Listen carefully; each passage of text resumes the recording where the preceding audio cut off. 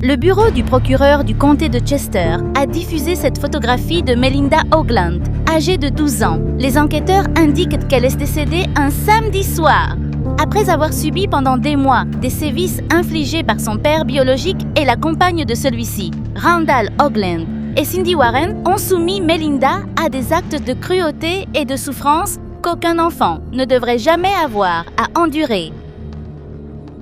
Une fillette de 12 ans ne pesant que 50 livres, le poids moyen d'un enfant de 5 ans, lorsque les secours l'ont découverte, son corps était couvert d'ecchymoses, de fractures et de traces de tourments prolongés. Elle s'appelait Melinda Hoagland, une élève brillante qui souriait toujours devant la caméra de sa classe en ligne, mais derrière cet écran se cachait un cauchemar que personne n'aurait pu imaginer, un lieu où son propre père et la compagne de celui-ci avaient transformé leur foyer en un espace de souffrance. Il ne s'agissait pas simplement d'une affaire d'homicide, c'était l'échec total du système de protection de l'enfance, une histoire qui a indigné l'ensemble de la nation et contraint chacun à se poser la question suivante: comment cela a-t-il pu se produire? Aujourd'hui, nous plongeons au cœur de l'affaire choquante de Pennsylvanie survenue en 2024, un documentaire de faits criminels consacré à la perte tragique de Melinda Hoagland, un dossier qui a ébranlé l'Amérique jusque dans ses fondements. Au début du mois de mai 2024, alors que le printemps laissait place à l'été et que la tragédie atteignait son paroxysme, la famille Hoagland vivait à Westcombe Township, dans le comté de Chester, en Pennsylvanie. Les champs d'orge des environs verdissaient et des fleurs sauvages bordaient les routes. L'air était frais, le ciel haut et d'un bleu limpide, donnant l'image d'une campagne paisible, de petites maisons aux toits inclinés, nichées entre de minces zones boisées et des routes sinueuses. Westcombe avait toujours été une communauté tranquille, située à environ 1 heure de route de Philadelphie. On s'y installait pour rechercher un rythme de vie plus lent et plus serein, au plus près de la nature. Les jardins de tulipes colorées et les rangées de clôtures blanches donnaient à l'endroit l'apparence d'un tableau américain classique. Melinda Jean Hoagland est née le 4 juillet 2011, le jour de la fête de l'indépendance, en Pennsylvanie. Ses parents étaient Randallyn Smith et Randall Hoagland. Avant de rencontrer Randallyn, Randall avait été marié une première fois et avait eu 3 filles, Emily, Abby et Jamie. Après leur divorce en 2006, il a rencontré Randallyn, puis Melinda est née, devenant la benjamine d'une fratrie composée de 3 demi-sœurs. Selon celle-ci, Melinda était une enfant pleine de vie. En été, elle courait dans l'herbe, passant des heures à attraper des chenilles et attendant avec impatience qu'elles se transforment en papillons. Le soir, elle dansait dans le jardin, poursuivant les lumières vacillantes des lucioles, les tenant délicatement dans ses petites mains avant de les relâcher dans le ciel nocturne. Attraper une seule luciole suffisait à la remplir de joie, comme si elle venait de découvrir un trésor. L'été était la saison préférée de Melinda, et même à 12 ans, elle n'avait jamais perdu cet émerveillement enfantin, son amour pour le soleil, les papillons, les lucioles et les aventures en plein air. Une âme pure et innocente, qui aimait la vie jusqu'à son tout dernier instant. Melinda aimait la chaleur du soleil estival et appréciait se rafraîchir dans l'eau fraîche, mais elle attendait l'hiver avec tout autant d'enthousiasme. Chaque année, lorsque la neige commençait à tomber, elle se précipitait dehors, attrapant des poignées de neige glacée pour les lancer avec ses amis, puis roulant patiemment les boules de neige une à une afin de construire un nouveau bonhomme de neige. Pour Melinda, chaque saison apportait sa propre joie. C'était une enfant qui ne tenait jamais en place, toujours prête à courir, à rire et à profiter de la vie au grand air. Ses sœurs se souvenaient qu'elle se liait facilement d'amitié avec tout le monde, qu'il s'agisse des enfants du voisinage ou de nouveaux camarades de classe. Elle était le cœur de l'animation, une petite lumière dans chaque conversation. Chaque matin, elle se réveillait avec un sourire éclatant. Un sourire pur et joyeux capable d'illuminer l'humeur de quiconque. Lorsqu'elle ne jouait pas dehors, Melinda avait une autre passion. Elle aimait regarder des films. Et son préféré de tous était Gremlins. Et lorsqu'on lui demandait ce qu'elle voulait manger, ses réponses étaient toujours simples. Une pizza, un Happy Meal de McDonald's ou une glace. Ces petites choses suffisaient à la rendre heureuse et montraient que Melinda était simplement une fillette ordinaire, joyeuse, qui aimait la vie de tout son cœur. Melinda n'était pas seulement une enfant pleine d'énergie sur la cour de récréation, mais aussi une élève remarquable en classe. Les enseignants se souvenaient d'elle comme d'une jeune fille sociable, polie et travailleuse. Elle ne causait jamais de problèmes et ne dérangeait personne. Ses résultats scolaires étaient constamment au-dessus de la moyenne et, plus important encore, elle avait un cœur généreux. Melinda était connue à l'école pour une habitude simple mais profondément significative. Elle écrivait des cartes de remerciement aux adultes qui l'entouraient, non seulement ses professeurs, mais aussi le personnel de la cantine qui servait les repas quotidiens recevait de sa part des messages sincères de gratitude pour Melinda. La gentillesse n'était jamais trop petite pour être exprimée. Elle était véritablement une enfant exceptionnelle, joyeuse, bien élevée et bienveillante envers chaque camarade, chaque adulte, chaque personne qu'elle rencontrait. Il n'existait tout simplement pas de meilleure façon de la décrire que de dire qu'elle était l'enfant dont rêvent tous les parents et tous les enseignants, parce que Emily, Abby et Jamie étaient ses demi-sœurs. Elles vivaient principalement avec leur mère biologique, mais les week-ends, elles séjournaient chez leur père. En compagnie de Melinda et de sa mère, elles se souvenaient de leur père. Randall, comme d'un homme plutôt strict, il établissait des règles claires, mais sans être effrayant, à l'image de nombreux pères désireux de maintenir leurs enfants sur le droit chemin. En 2019, alors que Melinda avait 8 ans, la famille a connu un bouleversement majeur. Ses parents se sont séparés, le tribunal a accordé la garde principale à Randall, en semaine. Melinda vivait chez son père, et 3 week-ends par mois, elle rendait visite à sa mère. Pendant l'été, les parents se relayaient pour s'occuper d'elle, une semaine chez son père, la suivante chez sa mère. Un équilibre fragile, destiné à faire en sorte que Melinda ne manque jamais de l'amour de l'un ou de l'autre. L'accord de garde comportait également un point essentiel. Melinda avait le droit de contacter librement ses 2 parents à tout moment, que ce soit par appel téléphonique, message ou tout autre moyen. Aucune restriction ne devait lui être imposée. Cela apportait un certain réconfort à ses sœurs. Elle croyait que Melinda aurait toujours un lien, une possibilité de se tourner vers quelqu'un chaque fois qu'elle en aurait besoin. Dans un accord de garde conclu à l'été 2020, un point particulièrement important a été clairement établi. Melinda n'était pas autorisée à rester seule plus d'1 heure avec la nouvelle compagne de Randall, Cindy Warren. Cette condition n'a pas été inscrite par hasard. Cindy avait un passé préoccupant. Elle avait auparavant purgé une peine de prison pour mise en danger du bien-être de son propre enfant. Malgré ces avertissements, Randall a néanmoins fait entrer Cindy dans la vie de sa fille. À partir de ce moment, la relation de Melinda avec ses demi-sœurs a commencé à se détériorer. Emily, l'aînée, avait un jour appelé Randall pour l'alerter sur les antécédents de Cindy. Mais il avait écarté la question en répondant « Ce n'est pas un sujet à discuter ». Les sœurs aînées ne pouvaient alors qu'espérer que le passé ne se répéterait pas, que Cindy avait changé et que Melinda resterait en sécurité. Elles n'auraient jamais pu imaginer que le silence des adultes à cette époque deviendrait le point de départ d'une tragédie irréversible. Et une question s'impose, pourquoi une clause aussi particulière figurait-elle dans cet accord ? Pourquoi le tribunal avait-il précisé que Melinda ne devait pas être laissée seule plus d'1 heure avec la nouvelle compagne de Randall ? Cindy, la raison de cette mesure spéciale était pourtant claire. Cindy Warren avait un lourd passé lié à des actes mettant en danger la sécurité d'un enfant. En 2009, elle a été condamnée à une peine de 3 à 7 ans de prison après avoir plaidé coupable de mise en danger du bien-être d'un enfant, son propre fils. Mais ce schéma d'instabilité avait commencé bien plus tôt, lorsque Cindy était mariée à un homme nommé McKinley Warren. Au début des années 2000, ils vivaient en Pennsylvanie. Pour leurs voisins, ils n'étaient pas perçus comme un couple discret, mais comme une source constante de troubles. Leur domicile résonnait fréquemment de cris, de bruits d'objets brisés et d'odeurs d'alcool. Les voisins ont dû appeler la police à de nombreuses reprises. Et lorsque les agents arrivaient, le couple faisait rapidement semblant que tout allait bien comme si la maison n'avait jamais été le théâtre de tensions. Mais la réalité était tout autre. Cindy perdait souvent le contrôle de ses émotions, criait, se mettait en colère et était parfois contrainte de quitter le domicile alors qu'elle était sous l'influence de substances. C'était le début d'un long historique marqué par le chaos, les conflits et l'irresponsabilité envers les enfants vivant sous leur toit. En janvier 2007, un voisin a commencé à s'inquiéter. Il s'était rendu compte que cela faisait plusieurs jours que personne n'avait vu Isaiah, le fils de 4 ans de Cindy et McKinley.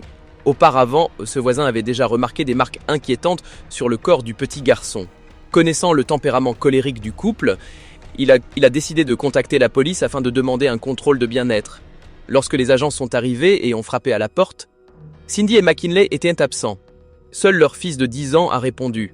Il a conduit les policiers jusqu'à Isaiah. Et ce qu'ils ont découvert a sidéré tout le monde. Isaiah était petit et très maigre, son corps portant de multiples signes de blessures.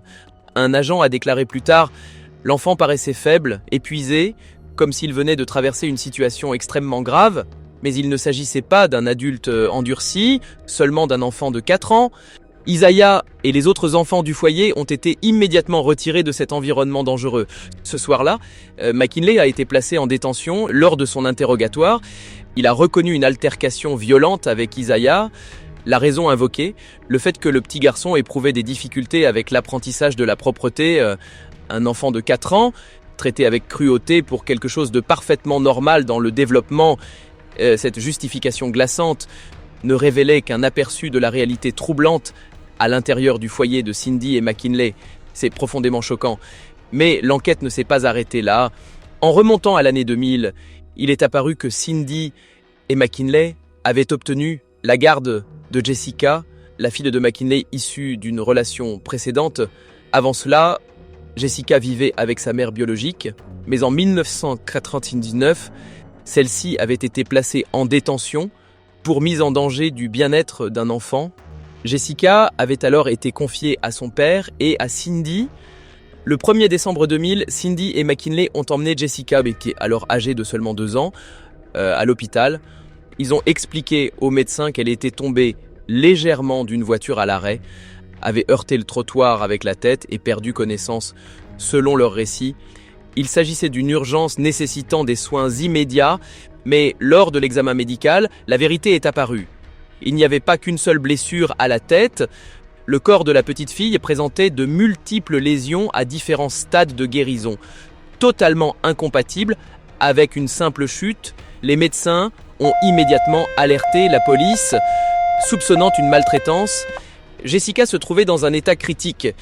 L'équipe médicale a décidé de la transférer par hélicoptère vers l'hôpital pour enfants de Philadelphie, le seul établissement susceptible de lui offrir une chance de survie.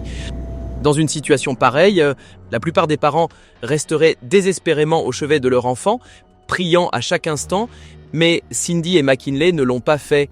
Ils ne l'ont pas accompagné, ils sont simplement rentrés chez eux, laissant leur fille de 2 ans seule pendant des soins d'urgence. Cette réaction froide a rendu l'ensemble de la situation profondément suspecte. De plus, les médecins ont constaté de nombreuses autres blessures sur le corps de Jessica, anciennes et récentes, qui ne pouvaient en aucun cas résulter d'une seule chute. Une question obsédante s'est alors imposée. Qu'avait réellement enduré Jessica avant d'être conduite à l'hôpital? Lorsque les médecins ont remarqué les marques suspectes sur le corps de Jessica, ils ont immédiatement alerté la police. Le 1er décembre, un agent s'est rendu au domicile de Cindy et McKinley pour mener une enquête. Mais ce qu'il a constaté s'est révélé encore plus troublant que l'état de la fillette. Le couple paraissait totalement calme. Ils se préparaient à aller se coucher, discutaient comme si de rien n'était, alors que leur fille de 2 ans se trouvait à des kilomètres de là, hospitalisée dans un état critique dans un hôpital pour enfants. Aucune urgence apparente, aucune inquiétude, aucun signe de peur ou de détresse. Tragiquement, Jessica est décédée. Le lendemain, elle a perdu la vie à l'hôpital. Et le même agent qui s'était rendu chez eux la veille est revenu dans cette maison, cette fois pour leur annoncer la terrible nouvelle. Pourtant, la réaction de Cindy et de McKinley est restée inchangée. Froide, sans émotion, distante. Une enfant de 2 ans avait perdu la vie seule dans un hôpital, son père et sa belle-mère, les personnes même, qui auraient dû être à ses côtés dans ces derniers instants, n'ont versé aucune larme. Cette scène a profondément choqué tous ceux qui en ont eu connaissance et a suscité une question troublante. S'agissait-il réellement d'un accident tragique ou d'une vérité dissimulée qui attendait encore d'être révélée? Après le décès de Jessica, des médecins légistes ont procédé à un examen médical approfondi et les conclusions ont rendu les soupçons encore plus évidents. Les lésions observées sur sa tête ne correspondaient pas à une chute accidentelle. Elles étaient davantage compatibles avec un impact violent contre une surface dure. Le corps de Jessica présentait également de multiples blessures à différents stades, certaines anciennes, d'autres récentes, suggérant une maltraitance prolongée plutôt qu'un incident isolé. Les médecins ont en outre confirmé qu'avant de vivre avec Cindy et McKinley, Jessica était une enfant en bonne santé. Aucune explication médicale ne permettait de justifier l'état extrêmement grave de son corps. Ces constatations ont conduit la police à ouvrir une enquête pénale complète. Les enquêteurs ont commencé à se demander si Jessica avait été blessée au sein même du foyer où elle aurait dû être protégée et, le cas échéant, qui en portait réellement la responsabilité.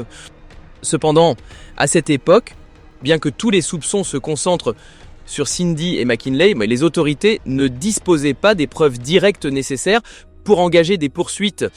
L'affaire a peu à peu sombré dans l'impasse. Tragiquement, la mort de Jessica, âgée de 2 ans, s'est perdue dans la lenteur et la complexité des procédures judiciaires au cours de l'enquête. Les autorités ont temporairement retiré tous les enfants du domicile de Cindy et McKinley. Pour beaucoup, cela a apporté un certain soulagement. Au moins, les enfants étaient à l'abri d'un environnement dangereux. Pourtant, selon les rapports de police, le couple n'a manifesté que très peu de réactions. Ils ne semblaient ni bouleversés ni affectés et paraissaient à peine se soucier du retrait de leurs enfants. Le problème était que, malgré tous les indices laissant penser que Jessica avait subi de graves violences, les enquêteurs ne parvenaient toujours pas à réunir suffisamment de preuves directes pour déposer des accusations. Les marques, les témoignages, tout pointait vers une réalité inquiétante, mais l'élément décisif faisait défaut. Et puis, de manière presque inconcevable, Cindy et McKinley ont fini par récupérer la garde de leurs enfants. La mort de Jessica s'est enfoncée dans le silence judiciaire, tandis que le couple a poursuivi sa vie comme si rien ne s'était produit, continuant à consommer de l'alcool, à provoquer des troubles et à exercer un contrôle sur des enfants innocents. 7 ans plus tard, lorsque Isaiah a été retrouvé présentant de multiples signes visibles de blessures, la police a de nouveau été contrainte de s'interroger. Que s'était-il réellement passé à l'intérieur de ce foyer? Et la mort de Jessica en 2000 n'était-elle vraiment qu'un accident tragique? Les similitudes entre les blessures d'Isaiah et celles autrefois constatées sur le corps de Jessica étaient trop nombreuses pour être ignorées, poussant les enquêteurs à rouvrir l'ancien dossier. C'est alors que Cindy a fini par admettre la vérité. Elle a reconnu que le jour du décès de Jessica, elle se trouvait seule à la maison avec la petite fille. Jessica avait besoin qu'on lui change sa couche, mais Cindy venait de se peindre les ongles. Le vernis était encore humide et elle ne voulait pas l'abîmer. Au lieu d'accomplir elle-même ce geste simple, elle a appelé McKinley, qui buvait dans un bar, et lui a demandé de rentrer pour changer la couche de l'enfant de 2 ans. Cette explication ne tenait pas. Le vernis à ongles sèche en quelques minutes, et une belle-mère aurait pu s'occuper de Jessica, puis se repeindre les ongles plus tard. La réalité était que Cindy ne se souciait pas des besoins de l'enfant. Elle manquait d'attention, d'empathie et de sens des responsabilités envers Jessica. McKinley est finalement rentré, et ce qui s'est produit ensuite dans cette maison demeure un mystère obsédant. Les procureurs estiment qu'il a infligé de graves violences à Jessica. Le lendemain, la fillette de 2 ans est décédée à l'hôpital dans la douleur et dans la solitude. Au final, McKinley a été tenu responsable devant la justice. Il a été poursuivi non seulement pour les graves atteintes causées à Isaiah, mais également en lien avec la mort de Jessica en 2000. Devant le tribunal, McKinley a reconnu sa culpabilité et a été condamné à la peine maximale de 50 ans de prison. Ce qui a indigné de nombreuses personnes, en revanche, c'est que Cindy, celle qui vivait à ses côtés, qui a tout vu et qui est restée silencieuse, a échappé à des poursuites pénales lourdes. En acceptant de coopérer comme témoin, elle a été considérée comme informatrice et n'a pas assumé de responsabilité juridique directe dans la mort de Jessica. Au lieu de cela, en janvier 2009, Cindy a plaidé coupable d'une infraction moins grave et la mise en danger du bien-être d'un enfant, en lien précis avec son fils. Isaiah, lors de l'audience, ses amis ainsi que son frère ont demandé au tribunal de faire preuve de clémence. Ils ont décrit Cindy comme une mère joyeuse, aimante envers ses enfants. et ont affirmé qu'elle avait elle-même été victime de conflits conjugaux provoqués par McKinley. Selon eux, Cindy aurait été enfermée dans un mariage tumultueux, aurait contacté la police à plusieurs reprises, mais n'aurait jamais obtenu d'aide. Pour les enquêteurs impliqués dans l'affaire depuis le début, le tableau était pourtant très différent. Ils estimaient que Cindy n'était pas entièrement innocente. À tout moment, elle aurait pu révéler des informations concernant le décès de Jessica ou les mauvais traitements infligés à Isaiah. Mais Cindy a choisi le silence et a même fourni à plusieurs reprises de fausses déclarations afin de protéger son mari. Autrement dit, elle n'était pas seulement une victime, mais un maillon de la tragédie, une partie de la chaîne d'événements ayant conduit à des conséquences dévastatrices pour les enfants. Lors de l'audience de 2009, certains proches sont continués à la défendre. Ils ont insisté sur le fait que Cindy avait sollicité l'aide des autorités à de nombreuses reprises sans jamais obtenir de réponse. Ils ont soutenu qu'elle n'était qu'une victime de McKinley, affirmant que le simple fait d'être éloignée de lui constituait déjà une amélioration pour elle.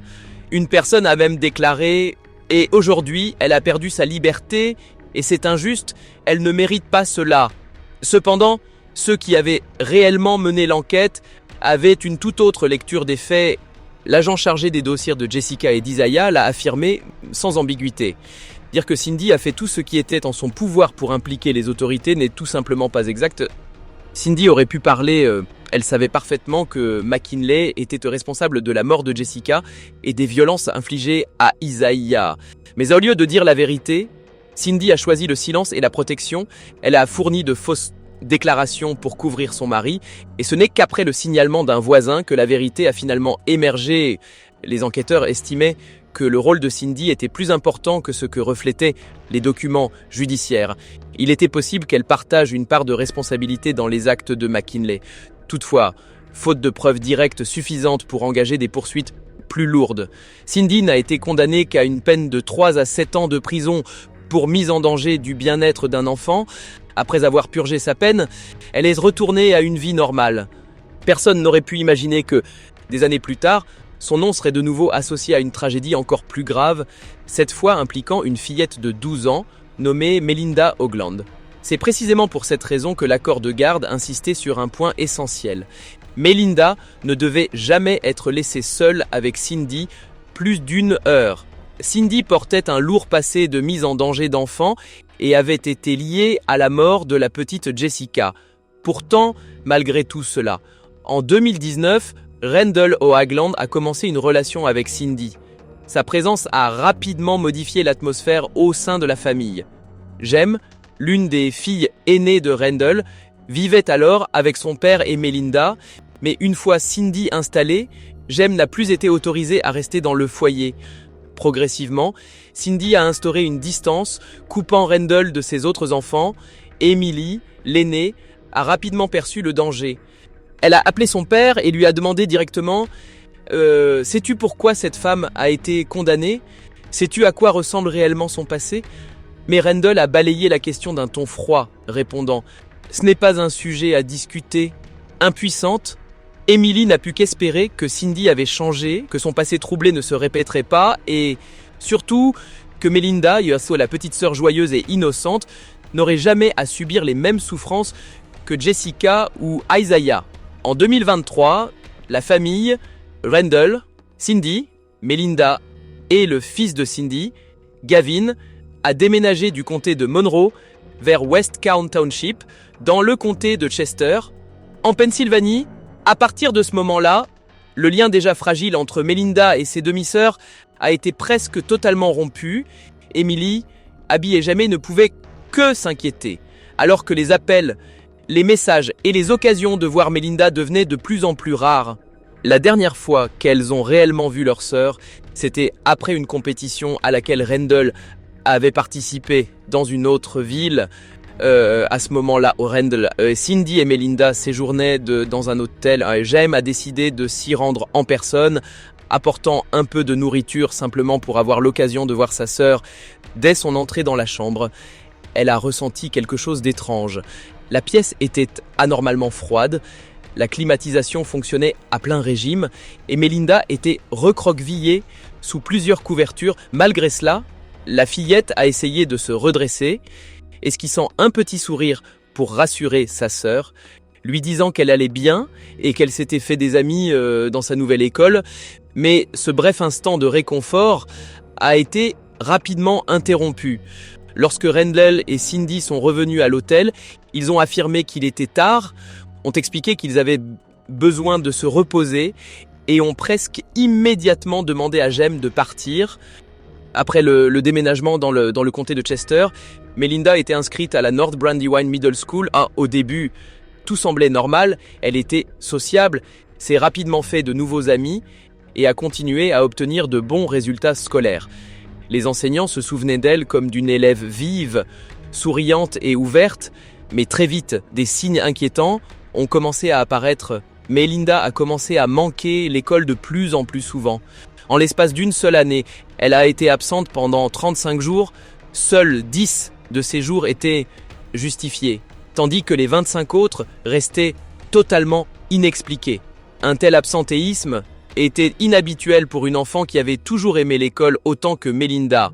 À la fin du mois de novembre et au début du mois de décembre 2023, ce que beaucoup redoutaient est finalement survenu. Melinda a été officiellement retirée de l'enseignement en présentiel et inscrite à un programme d'apprentissage en ligne. Et l'on sait que lorsqu'un enfant est soudainement retiré de l'école pour suivre les cours à domicile, il existe souvent une raison dissimulée derrière cette décision. Cela permet de limiter les contacts avec les enseignants et les camarades. Précisément les personnes les plus susceptibles de remarquer des changements de comportement ou des marques suspectes sur le corps. À partir de ce moment-là, Melinda a pratiquement disparu de la vie sociale. Plus personne ne la voyait réellement. En janvier 2024, quelques mois seulement après son retrait de l'école, un autre élément troublant est apparu sur la page Facebook de Randall, ce père qui publiait autrefois fréquemment des photos de famille, mais Linda ne figurait plus sur aucune image.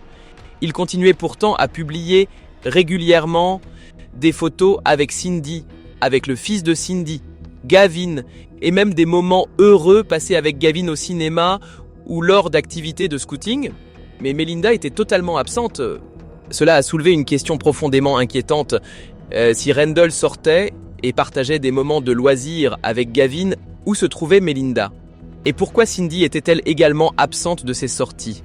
Les dernières photos connues de Melinda dataient de Noël 2023, mais au lieu de la fillette vive et joyeuse dont tout le monde se souvenait, elle apparaissait pâle et épuisée, avec un changement d'apparence nettement perceptible par rapport à auparavant. Et sur certaines de ces images, des marques suspectes étaient visibles sur ses mains, laissant de nombreuses personnes s'interroger. Ce qui rend cette histoire encore plus déchirante, c'est que durant toute sa période d'enseignement en ligne, Melinda continuait d'apparaître comme une élève exemplaire. À chaque cours, elle allumait sa caméra, affichait un large sourire et participait activement aux échanges. Ses devoirs étaient toujours rendus en avance. Les enseignants la décrivaient comme une enfant intelligente et assidue. Et en mars 2024, Melinda a été nommée élève du mois. À la fin du mois d'avril, elle a été admise dans toutes les classes d'honneur. Le 3 mai, elle est apparue à l'écran dans sa classe virtuelle avec son sourire habituel. Personne n'aurait pu imaginer que ce serait la dernière fois qu'on la verrait paraître en bonne santé. Un jour plus tard, le 4 mai 2024, Randall Hoagland a composé le 911 pour signaler une urgence concernant sa fille. La police est arrivée au domicile à 7h28 du soir. Melinda a été transportée d'urgence à l'hôpital, mais tous les efforts pour la sauver ont échoué. À 9h58, la fillette de 12 ans, autrefois connue comme une élève brillante et très performante, a été déclarée décédée. Interrogée, Randall a affirmé que Melinda avait été victime d'un incident mineur alors qu'elle jouait dans un parc aquatique et qu'elle était également tombée une fois de son vélo. Mais ces explications ne correspondaient pas à l'état extrêmement grave constaté par les médecins à son arrivée. Le personnel médical a immédiatement relevé des signes de malnutrition sévère. À ce moment-là, Melinda ne pesait qu'environ 50 livres, un poids bien inférieur à la moyenne pour une fillette de 12 ans, selon les Centres pour le contrôle et la prévention des maladies, CDC. Une enfant de cet âge en bonne santé pèse généralement entre 68 et 135 livres, ce qui signifiait que Melinda était gravement en sous-poids. Les médecins ont conclu qu'elle souffrait d'une malnutrition prolongée. La découverte la plus troublante fut que la dernière consultation médicale de Melinda remontait à novembre 2021, près de 3 ans avant son décès. À cette époque, elle pesait 77 livres. Autrement dit, au lieu de prendre du poids en grandissant, elle en avait perdu environ 27 livres durant les années où elle aurait dû se développer et s'épanouir. Une vérité indiscutable s'imposait. Melinda n'avait pas reçu les soins élémentaires dont chaque enfant a besoin pour grandir et rester en bonne santé. Réfléchissez-y, pendant près de 3 ans, à l'âge où un enfant devrait grandir et prendre du poids, Melinda a au contraire perdu 27 livres. C'est impossible, aucun calcul ne peut l'expliquer autrement que par une malnutrition sévère et prolongée. Lorsque les infirmières ont posé des questions, Randall et Cindy ont simplement déclaré que Melinda avait perdu un peu de poids ces derniers mois et qu'ils prévoyaient de l'emmener chez un médecin, mais qu'ils n'avaient pas eu le temps. Pourtant, son état parlait de lui-même. Melinda est arrivée à l'hôpital dans un état extrêmement critique, présentant de multiples signes visibles d'atteinte physique et de dégradation générale. Les médecins ont décrit son corps comme profondément affaibli, nécessitant une prise en charge d'urgence immédiate. Personne ne pouvait croire qu'un tel état soit la conséquence d'un événement banal, comme une chute à vélo ou un incident mineur. Il était évident que derrière son état physique se cachait une longue période de mauvais traitements et de négligence. Le personnel hospitalier a rapidement compris qu'il ne s'agissait pas d'un accident ordinaire. Les forces de l'ordre ont été immédiatement alertées. À partir de là, une enquête a été ouverte, menant à des découvertes profondément préoccupantes. Les 5 et 6 mai, les enquêteurs ont perquisitionné le domicile où Melinda vivait avec son père et sa compagne. Ils ont saisi une caméra de sonnette, des appareils électroniques, des carnets, des effets personnels, ainsi que plusieurs éléments liés à des systèmes de sécurité et de surveillance envoyés ensuite pour analyse, mais ce n'était que la partie émergée de l'iceberg. Lorsque les spécialistes ont analysé les données provenant des téléphones et du système de surveillance du domicile, une vérité troublante est apparue. Depuis 2021, sur plusieurs années, Melinda avait subi des traitements sévères et une négligence persistante de la part de son propre père et de la femme vivant avec lui. Cindy, elle a souffert non seulement d'atteintes physiques, mais aussi d'une profonde détresse psychologique. L'enfant vive qu'elle était autrefois est progressivement devenue la victime d'un environnement étroitement contrôlé, à l'intérieur même du foyer où elle aurait dû être en sécurité. Les éléments recueillis ont révélé que Melinda était presque totalement confinée à la maison. Un petit espace au sous-sol est devenu l'endroit où elle passait l'essentiel de son temps, sans accès aux besoins fondamentaux. Ses repas et ses périodes de repos étaient strictement réglementés et parfois insuffisants. Elle était également contrainte de pratiquer des activités physiques dépassant ses capacités. Même lorsqu'elle ne se sentait pas bien, Randall et Cindy utilisaient avec les caméras de surveillance du domicile pour la contrôler et lui donner des ordres à distance, mais au lieu d'encouragement, elle recevait le plus souvent des critiques ou des réprimandes. Les motifs étaient souvent dérisoires. Oublier une tâche ménagère, rendre un devoir en retard, ne pas sourire lorsque la caméra était allumée pendant les cours en ligne ou s'asseoir dans une mauvaise position. Parfois, la moindre erreur entraînait des reproches sévères. Dans la maison même qui aurait dû être son refuge, Melinda vivait sous une surveillance constante, privée de liberté et privée des soins et de l'affection auxquels chaque enfant a droit. Les enregistrements ont également révélé un détail qui a glacé tous ceux qui les ont vus. Le garde-manger de la maison était verrouillé par un cadenas. L'élément le plus essentiel à la survie de Melinda, la nourriture, ne lui était pas fourni de manière adéquate. Elle n'avait pas le droit de toucher un morceau de pain ou une collation sans y être autorisée. Mais la cruauté ne s'arrêtait pas là.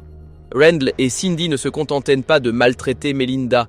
Ils transformaient sa souffrance en sujet de fierté.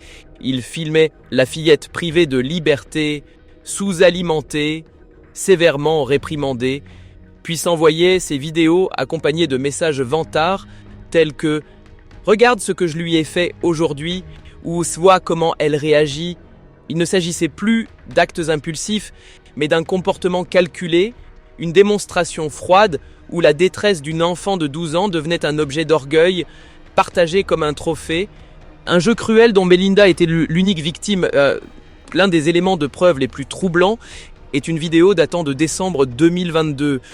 On y voit Cindy accuser Melinda de mentir et de blesser ses sentiments. En guise de punition, elle force la fillette à maintenir une pile de livres sur sa tête pendant 25 minutes, pesant à peine 50 livres, environ le poids d'un enfant de 5 ans. Melinda parvient à tenir une quinzaine de minutes avant que les livres ne tombent au sol. Au lieu d'interrompre la scène, Cindy utilise des objets pour frapper la tête de l'enfant.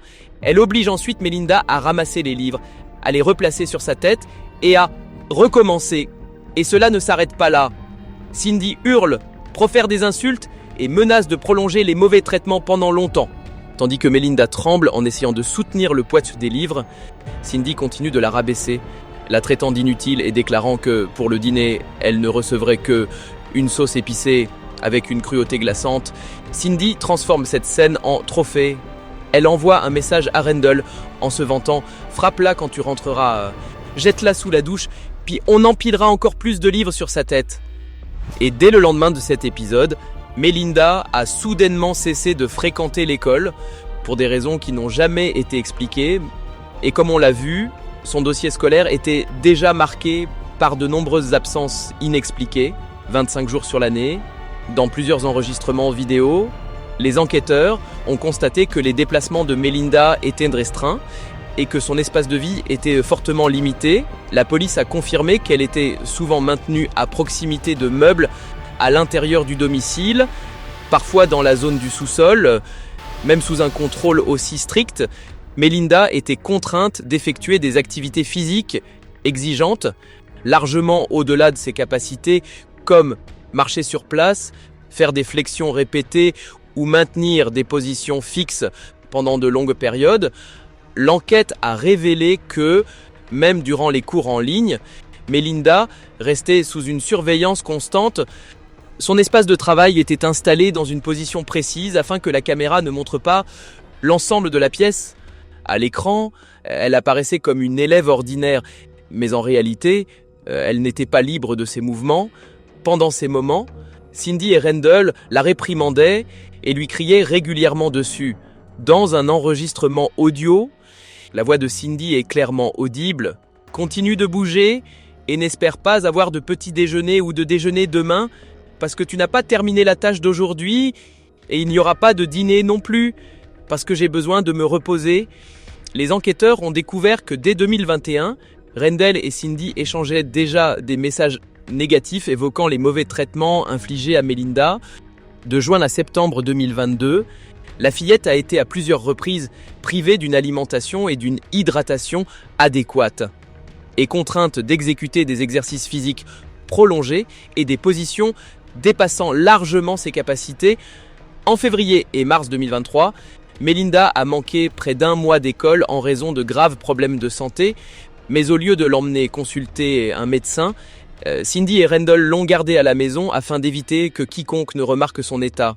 Entre 2021 et 2024, la police a mis au jour de nombreux messages échangés entre les deux adultes, dans lesquels ils discutaient de la manière de dissimuler la situation de Melinda. Les premières images montrant une restriction de ses mouvements remontent à décembre 2023, seulement quelques mois après l'installation du système de caméra au domicile. Et en avril 2024, soit un mois avant le décès de Melinda, Cindy et Randall ont adopté des comportements ayant provoqué des blessures autour de ses yeux, affectant sa vision.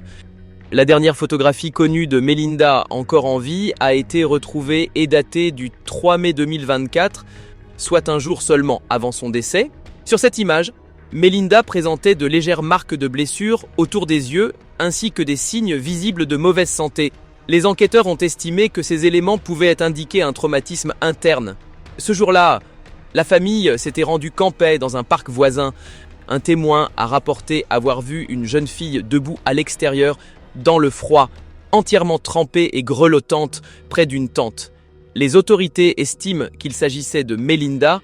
À partir des messages textuels récupérés entre Cindy et Randall, La police a établi que Melinda a perdu connaissance à un moment compris entre 1h et 4h du matin, le 4 mai. Pourtant, le couple n'a pas contacté les services d'urgence immédiatement. Aux alentours de 4h du matin, ils ont ramené Melinda à leur domicile. Une vidéo montre la fillette immobile sur la banquette arrière du véhicule, tandis que Cindy et Randall l'appellent à plusieurs reprises par son prénom. Une fois rentrés, ils n'ont contacté aucun service médical, ils n'ont pas non plus sollicité d'aide professionnelle. Selon les conclusions de l'enquête, au lieu d'emmener leur fille à l'hôpital, ils ont placé Melinda dans une position fixe dans la zone du sous-sol. Et dans un enregistrement audio datant de cette même période, la voix de Cindy est clairement audible, proférant des paroles dures à l'encontre de la fillette. À partir d'environ 4h du matin, le 4 mai 2024, Melinda avait déjà perdu connaissance et ne présentait plus aucune réaction. Des images prises à l'intérieur du véhicule la montrent s'affaissant sur la banquette arrière, tandis que Cindy et Randall tentaient de l'appeler par son prénom. À leur arrivée au domicile, ils n'ont pas appelé à l'aide et ne l'ont pas conduite dans un établissement médical. Au lieu de cela, ils l'ont transportée au sous-sol et l'ont installée dans une position fixe. De 4h du matin jusqu'à 19h30, soit plus de 15 heures, Melinda est restée inconsciente sans qu'aucun appel au 911 ne soit passé. Les échanges de messages entre Cindy et Randall durant cette période montrent qu'ils ont mal interprété l'état de Melinda, supposant qu'elle se reposait simplement ou qu'elle faisait semblant. À un moment donné, ils ont même évoqué l'idée d'utiliser un léger stimulus pour voir si elle se réveillerait, traitant la situation comme une expérience imprudente. En réalité, l'état de Melinda était déjà extrêmement grave, en raison d'un épuisement prolongé et d'une malnutrition sévère. Ce qui ressort particulièrement, c'est l'indifférence de Cindy. Avant que Randall ne contacte finalement les services médicaux, elle lui a envoyé un message disant « Emmène-la simplement à l'hôpital ». Un message froid, dépourvu d'émotion, davantage une remarque désinvolte que des paroles concernant une fillette de 12 ans en détresse médicale. Mais ce qu'ils ont ensuite qualifié de bonne nouvelle est arrivé bien trop tard. Certes, ils ont fini par appeler le 911, mais seulement après de nombreuses heures. Lorsque l'état de Melinda était devenu critique, et avant même l'entrée de la police dans la maison, au lieu de chercher immédiatement une aide médicale pour leur fille, ils ont passé du temps à supprimer des données électroniques de leurs appareils, notamment des images, des vidéos et des messages liés au mauvais traitement infligé à Melinda. Comme si les effacer pouvait faire disparaître la vérité, la technologie médico-légale a toutefois permis de tout récupérer. Une fois les données restaurées, les enquêteurs ont découvert plus de 150 fichiers vidéo et photographiques, ainsi que plus de 200 autres documents numériques. Dans certains enregistrements, Melinda était contrainte d'effectuer des tâches physiquement épuisantes et de subir des punitions sévères et inhumaines. Sur plusieurs fichiers audio, on entend sa voix faible, effrayée et suppliante. On dirait hey, « Je suis désolé, s'il vous plaît, donnez-moi encore une chance, je suis désolé ». Ce n'étaient pas les paroles d'une enfant ayant commis une faute, mais les supplications désespérées d'une fillette de 12 ans, enfermée dans la peur et la culpabilité, convaincue d'être responsable, convaincue de mériter la souffrance. Tout ce qu'elle cherchait, c'était l'amour et l'acceptation de son père, simplement le pardon. En échange, elle a enduré une cruauté prolongée, physique et psychologique, qui l'a privée de sa force et de tout espoir. La vérité la plus douloureuse est la suivante. Melinda n'avait rien fait de mal. Pourtant, elle n'a cessé de s'excuser, comme si l'amour parental ne pouvait être obtenu qu'au prix de la souffrance et du sacrifice. Ainsi, après la collecte de l'ensemble des preuves essentielles le 6 mai, Randall et Cindy ont tous deux été arrêtés. Cet après-midi, c'est avec gravité que je dois évoquer le décès de Melinda Hoagland, âgée de 12 ans. Nous sommes ici pour annoncer l'arrestation de son père biologique, Randall Hoagland, ainsi que de sa compagne, Cindy Warren, poursuivis pour tentative d'homicide, violence aggravée sur mineur, enlèvement et d'autres chefs d'accusation connexes. Comme toujours dans notre système judiciaire, les personnes mises en cause sont présumées innocentes jusqu'à preuve du contraire. Ce que je vais exposer aujourd'hui est difficile à entendre et il se peut que je peine à relater certains éléments de ce dossier. Je vous demande donc de bien vouloir m'en excuser. Le samedi 4 mai, le service de police de West County et les équipes de secours de Westwood ont répondu à un appel d'urgence au 911 passé par Randall Hoagland, signalant que Melinda était inconsciente et ne réagissait plus. À leur arrivée, ils ont découvert une fillette de 12 ans grièvement atteinte, à peine en vie. L'enquête a révélé que Randall Hoagland et Cindy Warren avaient si soumis Melinda à des actes de cruauté et de souffrance qu'aucun enfant ne devrait jamais endurer, et ce pendant des mois. Sur la base de ces éléments et d'autres preuves, nous avons décidé de retenir la qualification de tentative de meurtre. Les suspects ont été interpellés la nuit dernière. La caution a été fixée ce matin à $1 million en espèces. Nous attendons encore plusieurs expertises et rapports médicaux une fois finalisés. Ils permettront de déterminer s'il y a lieu d'engager des poursuites pour homicide concernant Melinda. Ces analyses peuvent prendre plusieurs semaines et seront déterminantes tant que l'ensemble des preuves n'aura pas été examiné en profondeur. Et compte tenu du caractère évolutif de l'enquête, je ne répondrai pas aujourd'hui aux questions hypothétiques relatives à une accusation d'homicide.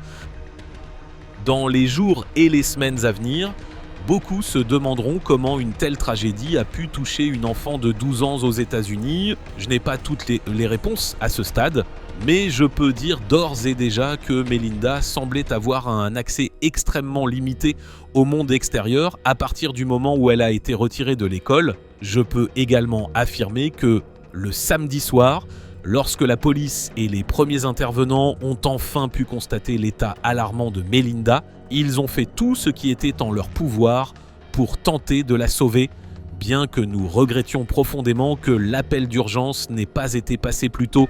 Il est clair que toutes les alertes possibles ont été déclenchées afin qu'elle soit prise en charge au meilleur endroit et que l'enquête la plus complète soit menée dans l'espoir de la protéger si elle pouvait encore l'être. S'il y a une leçon à retenir aujourd'hui, c'est celle-ci. Si vous avez la moindre inquiétude concernant la sécurité d'un enfant, même d'un enfant que vous connaissez à peine, parlez-en, appelez le 911, contactez Childline au 1800 932 0313. Les signalements auprès de Childline peuvent être anonymes lorsqu'ils sont effectués correctement. Et si vous pensez détenir des informations concernant l'affaire Melinda, veuillez contacter immédiatement les détectives du comté de Chester au 610 344 6866. Un enfant de 9 ans vivait également au domicile. Il s'agit de l'enfant biologique de Cindy Warren. Et selon les informations dont nous disposons, il a été bien traité, n'a pas été blessé et ne se trouve plus actuellement sous sa garde. Cependant, au 25 juillet 2024, la situation a pris un tournant majeur. Les procureurs ont annoncé une requalification des charges à l'encontre de Randall Hoagland et de Cindy Warren. Ils n'étaient désormais plus seulement accusés de mauvais traitement ou d'atteinte à un enfant, mais faisaient face à des infractions bien plus graves, incluant plusieurs chefs d'homicide à différents degrés ainsi que des centaines d'accusations connexes. Lors d'une conférence de presse, le procureur du comté de Chester a dévoilé d'autres éléments particulièrement alarmants mis au jour par l'équipe d'enquête.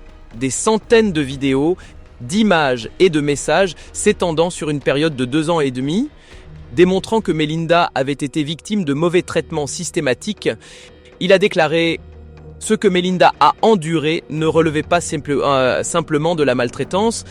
Il s'agissait d'une cruauté délibérée, à la fois physique et psychologique. » Et pour la première fois, le bureau du procureur a confirmé qu'il demanderait l'application de la peine la plus sévère autorisée par la loi à l'encontre du couple. D'accord, des cœurs. Bien, tu ne peux pas t'arrêter à mi-chemin. Voilà. Abby, bien. Olivia, d'accord, baisse un peu. Eh bien, j'aime, non, je le baisse. Katie, oh, c'est elle. Oh, oui, toi, je l'ai fait. Il les a pliés comme ça.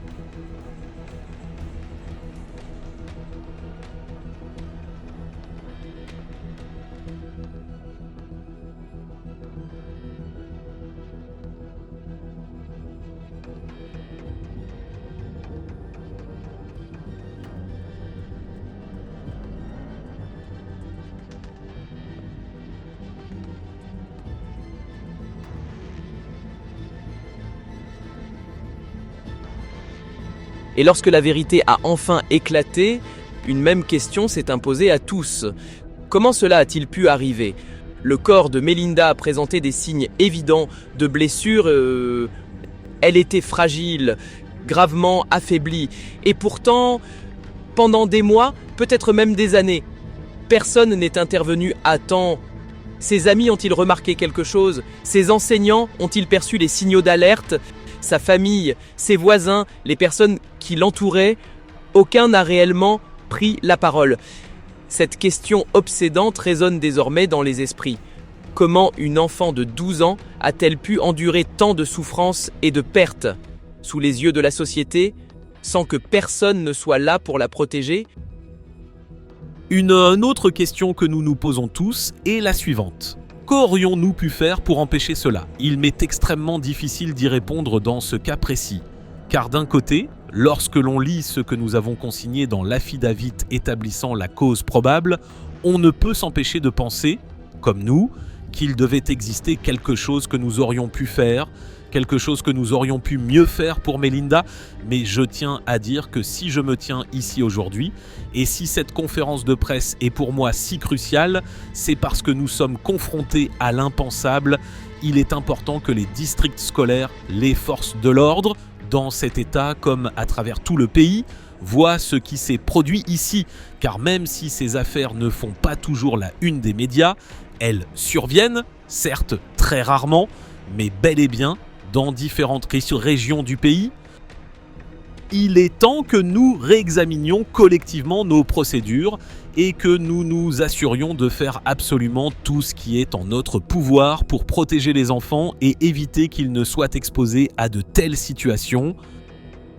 Mais d'un autre côté, je veux être parfaitement clair sur un point, nous sommes ici parce que le mal existe dans ce monde. Je pense que, parfois, nous aimons oublier cette réalité pourtant simple, et parfois, peu importe les efforts déployés, peu importe à quel point chacun essaie de bien faire, le mal fait du tort à des personnes innocentes, y compris à des enfants innocents. Si nous sommes réunis aujourd'hui, c'est à cause de ce que les accusés ont fait, et pour aucune autre raison.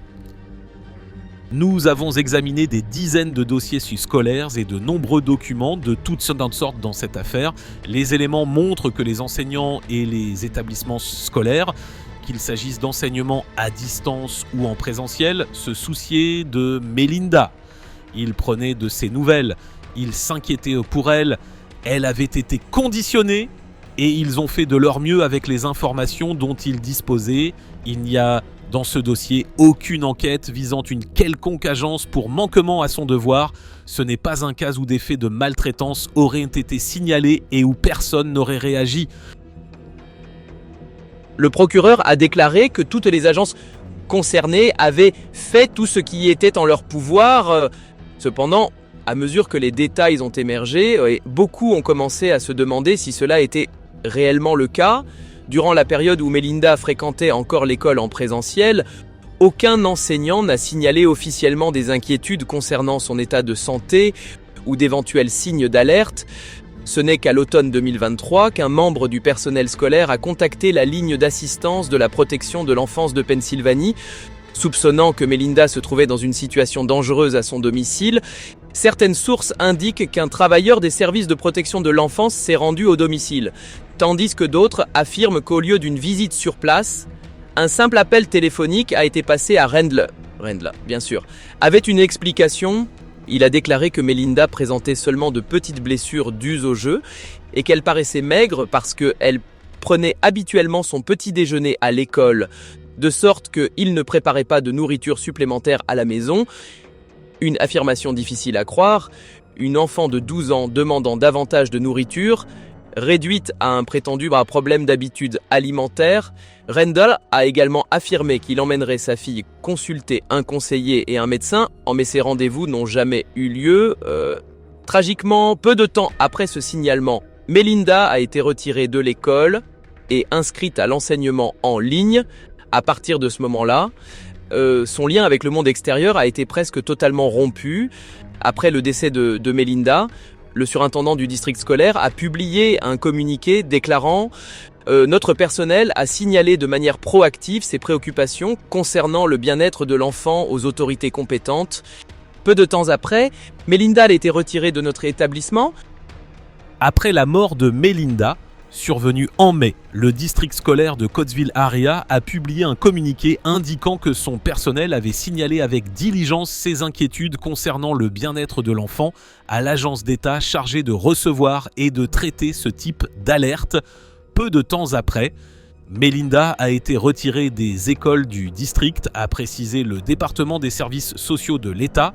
Le communiqué ajoutait « Nos pensées les plus sincères accompagnent la famille et les proches de Melinda, car la mort et la perte de tout enfant sont une tragédie. » L'administration a également indiqué qu'elle ne pouvait pas commenter une procédure judiciaire en cours à ce stade. Beaucoup de personnes se sont également interrogées sur l'endroit où se trouvait la mère biologique de Melinda dans tout cela. Le procureur a affirmé que toutes les agences concernées avaient fait tout ce qui était en leur pouvoir. Une autre question continue pourtant de hanter de nombreuses personnes.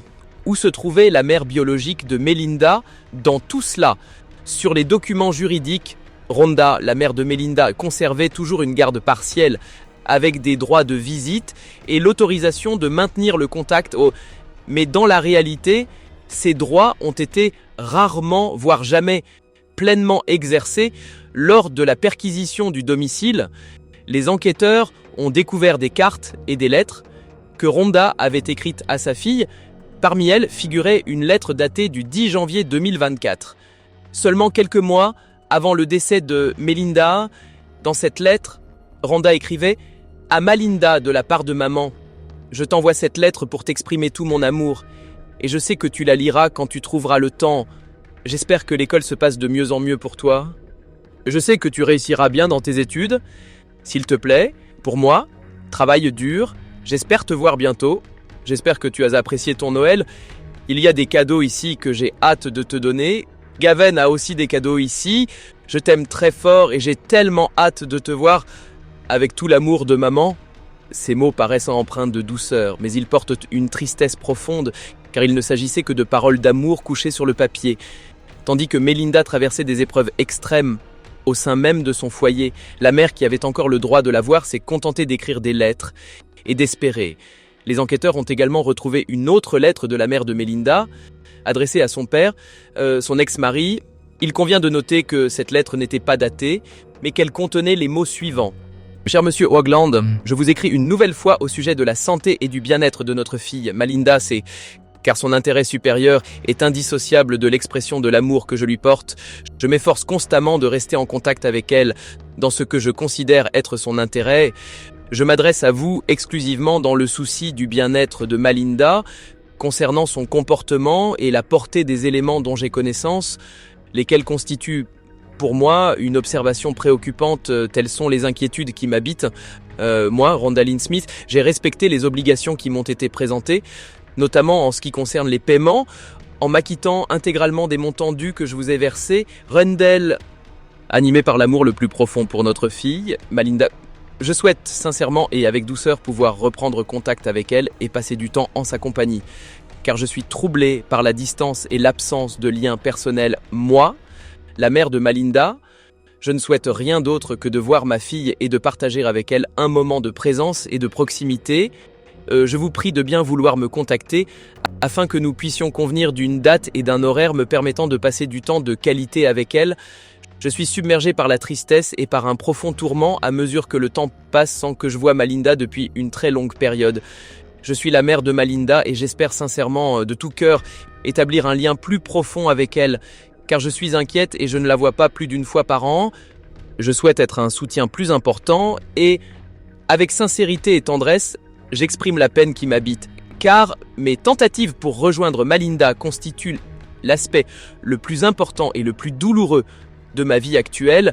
Je vous demande de bien vouloir coopérer avec moi et de fixer un moment où vous serez disponible. Je n'ai aucun moyen de contacter directement le domicile de Malinda. Je vous prie de bien vouloir échanger avec moi afin que je puisse trouver une possibilité de renouer le contact avec notre fille. Cordialement, Rhonda Lynn Smith.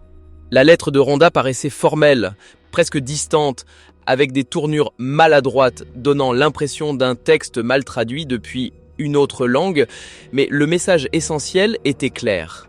Elle voulait revoir sa fille. Puis, les enquêteurs ont découvert une autre lettre, cette fois écrite par Melinda à sa mère. Dans celle-ci, la fillette écrivait avec soin « Chère maman, s'il te plaît, ne lis pas cette lettre à voix haute, et s'il te plaît, lis ce que je ressens. J'ai écrit cette lettre parce que je sens que si je te disais ce que je ressens au téléphone, je commencerais à pleurer, et tu ne m'écouterais pas. Mais je voulais quand même te parler de la façon dont j'ai besoin de toi dans ma vie en ce moment. Comme tu le sais, j'ai été inscrite au tableau d'honneur à l'école et depuis, j'ai aussi été élève de la semaine. J'ai obtenu des notes de 80 et 90 ou plus à chaque test et contrôle que j'ai passé. Donc, sur le plan scolaire, je vais très bien, mais émotionnellement, je n'y arrive plus. Je suis triste que tu ne m'aies pas cru quand je te disais que j'étais embarrassée à l'école. Je me sens aussi très en colère contre toi parce que tu sembles toujours penser que papa et Cindy sont des personnes méchantes et qu'ils parlent mal de toi. Et ce n'est pas vrai du tout. Cindy m'aide à progresser en mathématiques et en lecture et elle s'assure aussi que je sois bien nourrie et qu'elle soit là pour moi sur le plan émotionnel parce que depuis notre dernière conversation au téléphone, je me sens déprimée. Papa a aussi été là pour moi en prenant très bien soin de moi et en me rendant heureuse à nouveau après que j'ai pleuré à cause de toi. Je pleure à l'idée que tu ne m'envoies ni gel douche, ni crème pour le corps, ni même des vêtements que je puisse porter. J'ai 12 ans, j'aurai bientôt 13 ans dans 4 mois. Je fais une taille 10-12 et bientôt je vais avoir mes règles. Honnêtement, j'ai peur et j'ai vraiment besoin que tu m'envoies une carte cadeau ou de l'argent pour que je puisse acheter des protections hygiéniques quand j'en aurai besoin. S'il te plaît, maman, je réfléchirai à l'idée de t'appeler le dimanche 18 mars si tu m'écoutes et si tu prends en compte ce que je ressens une fois que tu auras lu cette lettre.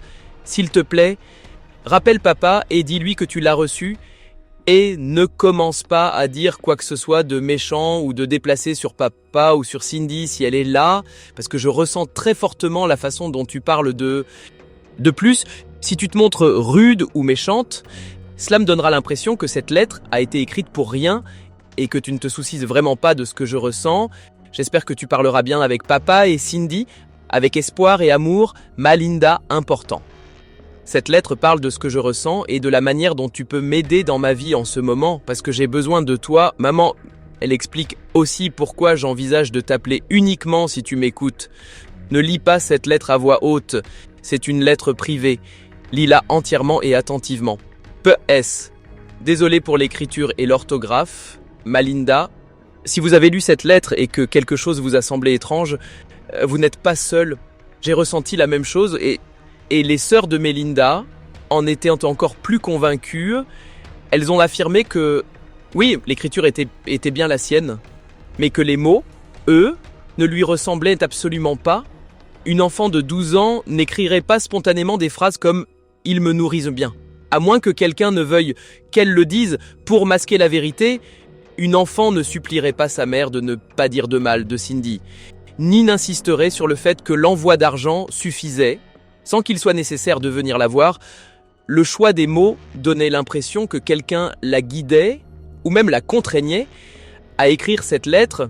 Pour ses sœurs, c'était douloureusement évident. Melinda n'était pas libre de s'exprimer avec sa propre voix. Cette lettre ressemblait à un texte dicté par Cindy et Randall, destiné à contrôler le récit et à effacer tout soupçon sur ce qui se passait réellement à l'intérieur de cette maison. Et la partie la plus déchirante, c'est qu'au lieu d'être protégée, Melinda a été transformée en instrument au service de ses agresseurs. Afin de justifier leur cruauté, personne dans la famille ne pouvait réellement comprendre pourquoi Melinda avait dû endurer autant de souffrances. Mais ses sœurs avaient une hypothèse.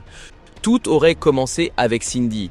Melinda était le seul enfant que Randall avait eu avec une autre femme et, aux yeux de Cindy, elle ne lui appartiendrait jamais vraiment. Elle pensait que cette jalousie toxique avait fait de Melinda une cible, l'enfant mise à l'écart au sein même de sa propre famille. Et avec le recul, cette hypothèse semblait cohérente. Avec Jessica, la fille du précédent mari, Cindy avait manifesté la même cruauté qui s'était soldée par la perte tragique d'une fillette de 2 ans. Avec Isaiah, son propre fils biologique, elle avait également été violente, provoquant de graves blessures. Et maintenant, c'était Melinda, 3 enfants, 2 disparus, un laissé profondément marqué. Et le point commun entre toutes ces histoires déchirantes, un seul nom, Cindy Warren. Madame Warren, qu'en est-il de Melinda ? Les procureurs affirment que vous l'avez soumise à des sévices et privée de nourriture jusqu'à sa mort. Est-ce que vrai ? Nous avons croisé Cindy Warren hier lors d'une audience sans lien avec cette affaire et avons tenté de l'interroger sur la mort de Melinda Hoagland. Souhaitez-vous dire quoi que ce soit pour votre défense ? Elle a refusé de répondre, indiquant qu'elle n'était pas là pour cela. Des mesures de protection étaient pourtant en place afin d'éloigner la fillette de 12 ans de Cindy Warren. Une ordonnance de garde datant de 2020 que nous avons pu consulter l'énonçait très clairement. L'enfant mineur ne devra pas être laissé sous la garde de Cindy Warren, fiancée du père, pour une durée excédant 1 heure, sauf accord exprès de la mère et du père par écrit, selon la police. Melinda vivait néanmoins avec son père, Randall Hoagland, et sa compagne, Cindy Warren. D'après les avocats de la famille, cette situation constituait une violation directe de l'ordonnance de garde à ce stade. Il était évident que quelque chose avait gravement mal tourné. Alexandria Crawford et Tom Bosworth représentent les intérêts de la succession de Melinda, ainsi que ceux de ses 3 demi-sœurs aînées. Le comté de Monroe était déjà informé de la situation, notamment du fait que Cindy Warren avait des antécédents. C'est à cette histoire que fait référence l'avocat Tom Bosworth. En 2007, Cindy Warren avait plaidé coupable d'un crime de mise en danger d'enfant pour des faits de maltraitance visant son enfant de 3 ans dans le comté de Monroe. Vêtue de noir, on la voit quitter le tribunal cette année-là. Elle avait été condamnée à une peine de 3 à 7 ans de prison. À l'époque, en 2007, Cindy Warren était mariée à un homme nommé McKinley Warren. Celui-ci avait été poursuivi dans une affaire distincte, remontant à l'an 2000, dans laquelle les procureurs affirmaient qu'il avait infligé des violences mortelles à sa fille de 2 ans, Jessica. McKinley Warren a reconnu les faits et a été condamné à 50 ans de prison. Il y a seulement quelques semaines, le procureur du comté de Monroe a publié un message sur les réseaux sociaux indiquant que les tribunaux avaient retiré les enfants de la garde de Cindy Warren à la suite du décès de la petite Jessica Bock, un décès pour lequel Cindy Warren n'avait pas été poursuivie. Mike Mancuso s'est entretenu avec moi par visioconférence au sujet des similitudes entre cette affaire et celle du comté de Chester. Dans sa publication, il expliquait que Cindy Warren avait, par le passé, la capacité de dissimuler ses agissements aux travailleurs sociaux. Les enquêteurs du comté de Chester estiment que Cindy Warren et Randall Hoagland ont isolé Melinda, la tenant à l'écart des personnes légalement tenues de signaler des situations à risque, ainsi que d'autres adultes qui auraient pu lui venir en aide. Cindy se trouvait clairement au cœur de cette cruauté, mais elle n'était pas la seule à en porter la responsabilité. Les éléments de preuve ont montré que le père de Melinda, Randall Hoagland, y était directement impliqué, et même si l'on supposait que Randall n'avait jamais porté atteinte physiquement à sa fille, il ne pouvait échapper à sa responsabilité, car durant toutes ces années, il a regardé, s'est tu et a laissé son enfant subir des mauvais traitements. Cette indifférence, à bien des égards, s'est révélée tout aussi cruelle. Les sœurs de Melinda ont tenté de comprendre. Elles se souvenaient de leur père comme d'un homme strict qui les avait parfois disciplinés, mais jamais avec la brutalité que Melinda a endurée. Elles n'avaient jamais été témoins de ce côté sombre. Alors, qu'est-ce qui avait changé ? Pour elles, la réponse ne pouvait être qu'une seule personne. Cindy, une femme contrôlante, narcissique, violente, dépourvue d'empathie. Et Randall, au lieu de protéger sa fille, s'est montré faible, manipulé et, en fin de compte, complice de cette cruauté. Il a perdu son rôle de père, il a perdu son sens moral. Et la vérité la plus douloureuse est que sa faiblesse et sa lâcheté ont contribué à conduire Melinda vers une fin tragique.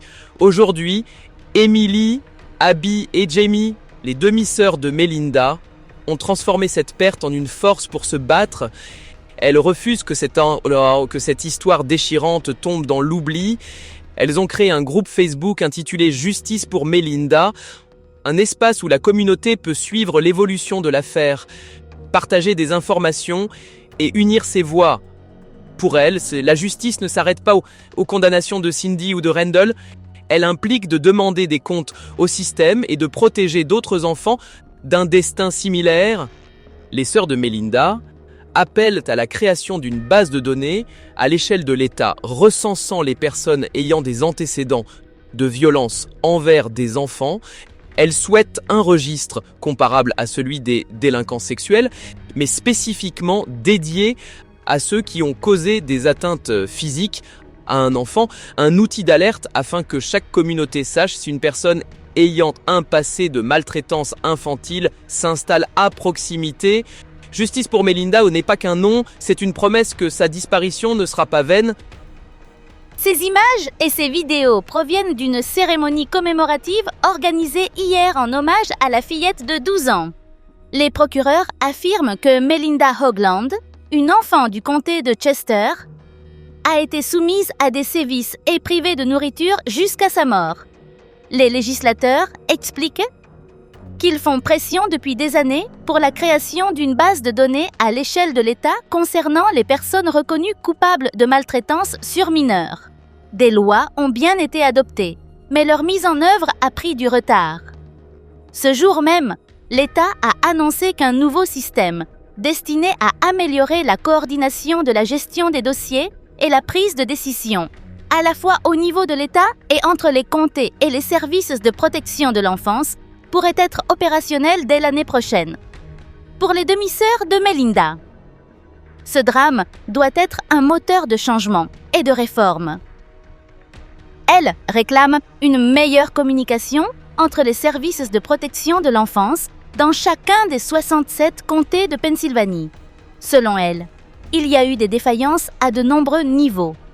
En dehors même du foyer familial, malheureusement, des sources et les avocats de la famille indiquent que plusieurs signaux d'alerte supplémentaires ont été manqués. Parmi eux, une ordonnance de garde datant de 2020 qui limitait strictement les contacts entre Cindy Warren et Melinda, ainsi qu'un signalement du district scolaire de Coatesville au service de protection de l'enfance du comté de Chester concernant des inquiétudes sur le bien-être de l'enfant. À cela s'ajoutent des déclarations que Randall Hoagland aurait faites un coup-foot à la police, affirmant que les services sociaux ne l'auraient contacté que par téléphone, sans jamais se rendre au domicile.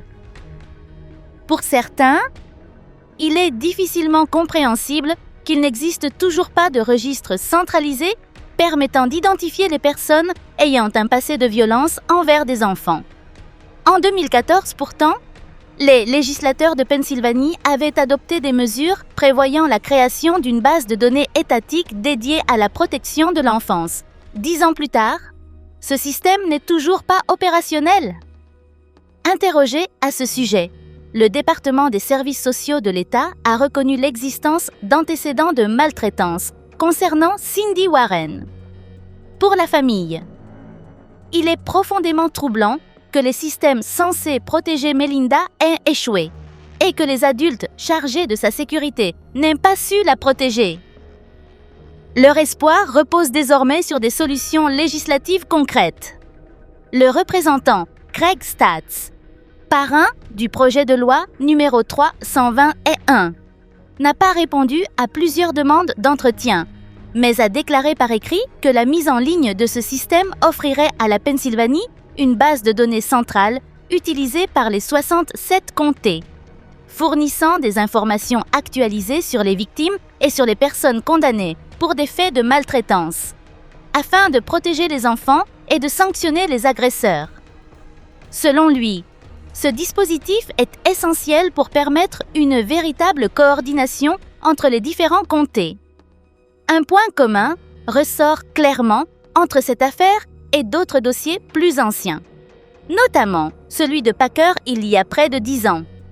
Des signaux d'alerte et des antécédents de maltraitance dans d'autres comtés n'ont pas suivi les auteurs présumés.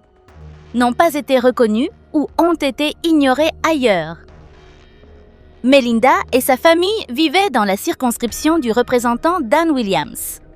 Sur cette question, un rare consensus bipartisan semble émerger. Connecter les 67 comtés et améliorer la circulation de l'information afin d'éviter que de tels drames ne se reproduisent, ou du moins de renforcer les barrières de protection autour des enfants. Lors d'un événement organisé lundi, le gouverneur Josh Shapiro a été interrogé sur l'enquête concernant la famille Hoagland. Il a déclaré que la Pennsylvanie devait se doter d'un système permettant aux comtés de communiquer entre eux et de partager des informations, affirmant que c'est précisément ce que son administration est en train de construire, en collaboration avec des législateurs favorables à une réforme des lois, pour les avocats Alexandria Crawford et Tom Bosworth, qui représentent Melinda Hoagland ainsi que ses demi-sœurs. L'objectif principal est le changement. Il confirme être en contact avec le bureau du gouverneur afin de promouvoir une réforme, notamment la création d'une base de données, d'un registre ou d'un système d'alerte concernant les violences physiques sur les enfants. Ils le reconnaissent. Rien ne ramènera Melinda et rien ne pourra effacer les souffrances qu'elle a endurées. Mais ils espèrent pouvoir apporter un apaisement à cette famille et faire évoluer le système.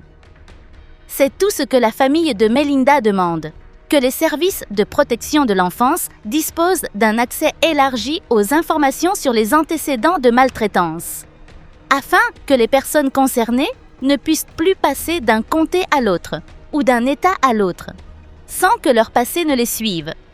À la question de savoir s'il y a eu des défaillances à plusieurs niveaux, la réponse est sans détour oui, à de multiples niveaux. Et cela n'aurait jamais dû arriver. Les sœurs de Melinda ne se sont pas contentées de paroles, elles ont décidé d'agir, elles ont engagé 2 avocats pour les accompagner et en août 2024, une action civile de plusieurs millions de dollars a été officiellement déposée.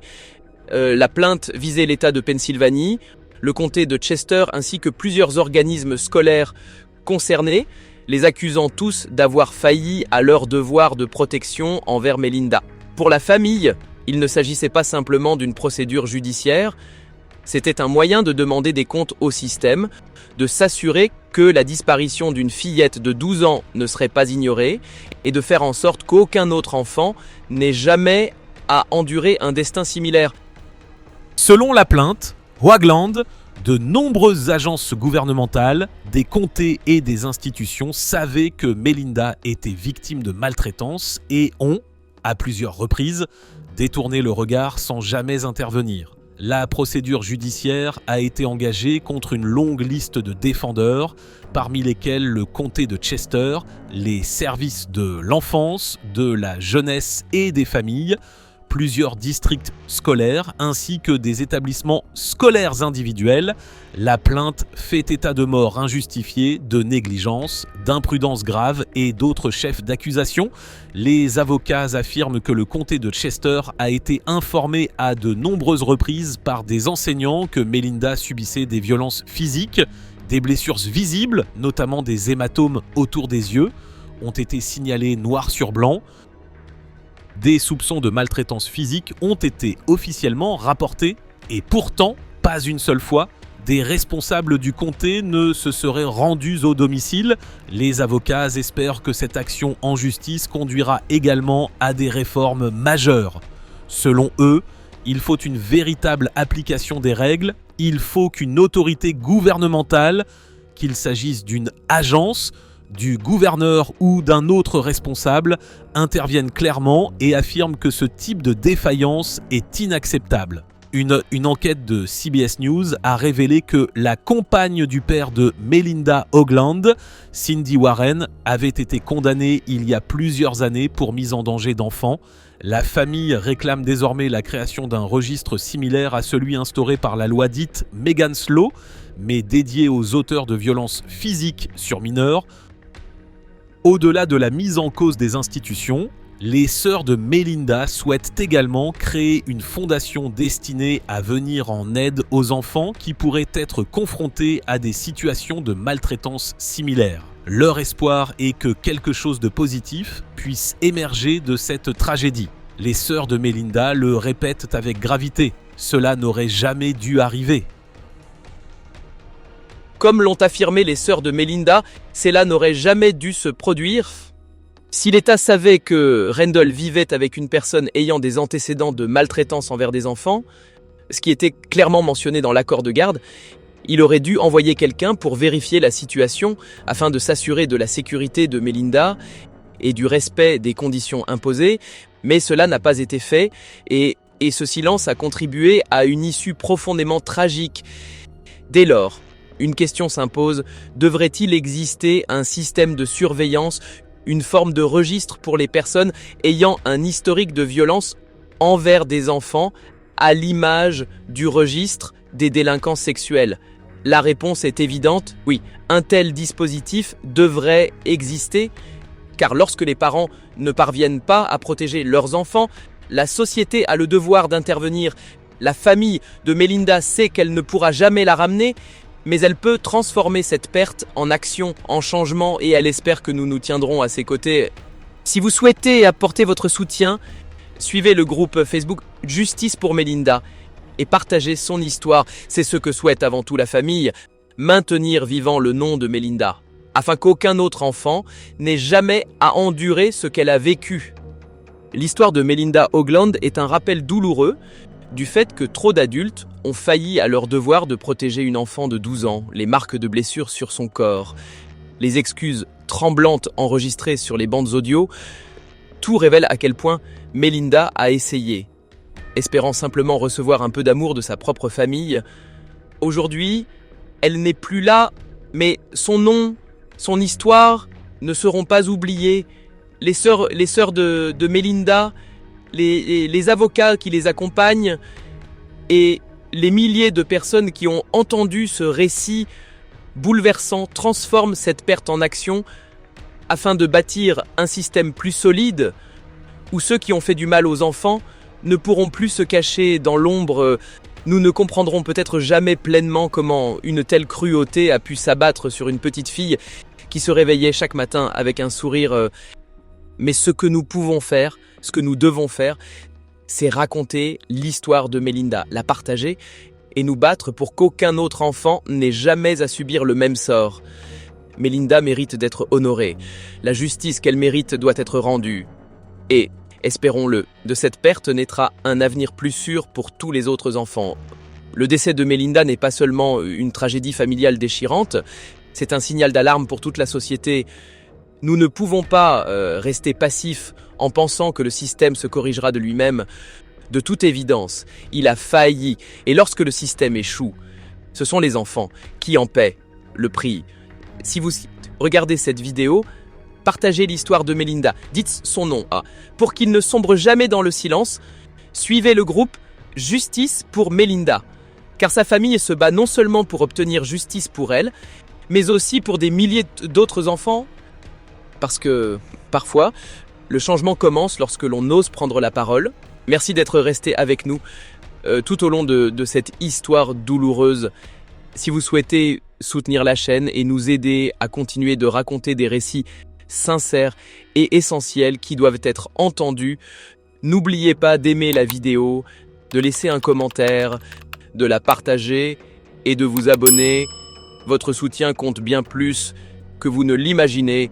Et nous vous en sommes profondément reconnaissants. Nous vous retrouverons dans la prochaine histoire, là où une autre vérité encore inconnue attend d'être mise en lumière.